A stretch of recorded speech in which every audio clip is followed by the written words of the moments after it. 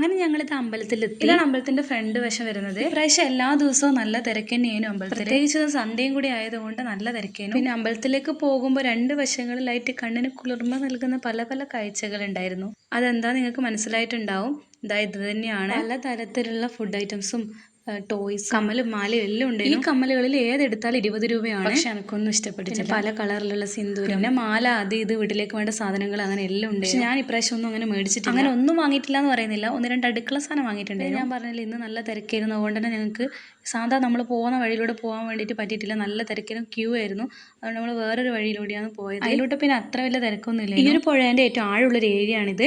അതുകൊണ്ട് തന്നെ സൈഡിലെല്ലാം കയറി കെട്ടിയിട്ടുണ്ടായിരുന്നു. അങ്ങനെ ഞങ്ങളിത് അമ്പലത്തിലേക്ക് എത്താറായി. ഈ ഒരു വഴി വന്നിട്ടുണ്ടെങ്കിൽ നമ്മൾ ആദ്യം എത്തുന്നത് കൊട്ടരിക്കാവ് എന്നിട്ടുള്ള കാവിലാണ്. പ്രതിഷ്ഠയായിട്ടില്ല, വിളക്കെല്ലാം കത്തിച്ച് ശൂലെല്ലാം കുത്തിവെച്ചിട്ടുള്ള ഒരു സാധാ കാവ്. പിന്നെ അവിടെ കയറി തൊഴുത് പ്രാർത്ഥിച്ച് പ്രസാദമൊക്കെ വാങ്ങിയിട്ട് വന്നു. ഈ അവിലും ഈ തേങ്ങാക്കൊത്തുമാണ് ഇവിടുന്ന് കിട്ടുന്ന പ്രസാദം എന്ന് പറയുന്നത്. ഞാൻ സാധാ വരുന്നത് വെച്ചിട്ട് നേരെ റിവേഴ്സ് ഓർഡറിലാണ് ഇപ്പോൾ പോയിക്കൊണ്ടിരിക്കുന്നത്. ഇവിടെ പലരും പ്രാർത്ഥിച്ച് ശൂലം കുത്തിവെക്കുന്നത് കണ്ടിട്ടുണ്ട്. നമ്മൾ നേരെ പോയത് ആനനെ കാണാൻ വേണ്ടിയിട്ടായിരുന്നു. ഞാൻ സാധാരണ വരുന്നത് രാത്രിക്കാണ്. രാത്രിക്ക് വന്നിട്ടുണ്ടെങ്കിൽ കുറേ നേരം ഇത് ഈ ആനയുടെ വിടാൻ വേണ്ടിയിട്ട് പോകും. പക്ഷെ മരണം പേടിയാണ്. ഇതാണ് ഇന്നത്തെ ഇവിടുത്തെ ജനങ്ങൾ. നല്ല തിരക്കായിരുന്നു. നമ്മൾ തിരുവഞ്ചിറയിൽ ഇറങ്ങി ഒരു പ്രാവശ്യം പ്രദർശനം വെക്കുമ്പോഴേക്കും ശീവേലിന്റെ ടൈമായി. അങ്ങനെ ശീവേലിക്കായിട്ട് ആനയിൽ ഇറങ്ങി. ശീവേലിന്റെ ടൈമിൽ ആരും വെള്ളത്തിലിറങ്ങാൻ സമ്മതിക്കൂല. നമ്മളെല്ലാവരും ശീവേലി കഴിയുന്നവരെ കരക്ക് കയറിയാണ്. നമ്മൾ വരുമ്പോൾ എപ്പോൾ രാത്രിക്ക് വരും. അതുകൊണ്ട് തന്നെ ശീവേലി അധികം കാണാൻ പറ്റില്ല. ശീവേലി തുടങ്ങുന്നതിന് മുമ്പ് തന്നെ നമ്മൾ ഇപ്രാവശ്യം സ്റ്റാർട്ട് ടു എൻഡ് വൃത്തിക്ക് കാണാൻ പറ്റിയത്. ഇതിൽ കാണുന്നത് പോലെ അതിൻ്റെതായ തിരുമേനി വിഗ്രഹം എടുത്തിട്ട് അതിൻ്റെ പുറത്ത് കയറി തിരുവഞ്ചിറ ചുറ്റും 3 പ്രാവശ്യം ചുറ്റിയാലാണ് ശീവേലി പൂർത്തിയാകുന്നത്. ഇതിനെ പറ്റിയിട്ട് ആധികാരികമായി പറയാനൊന്നും എനിക്കറിയില്ല.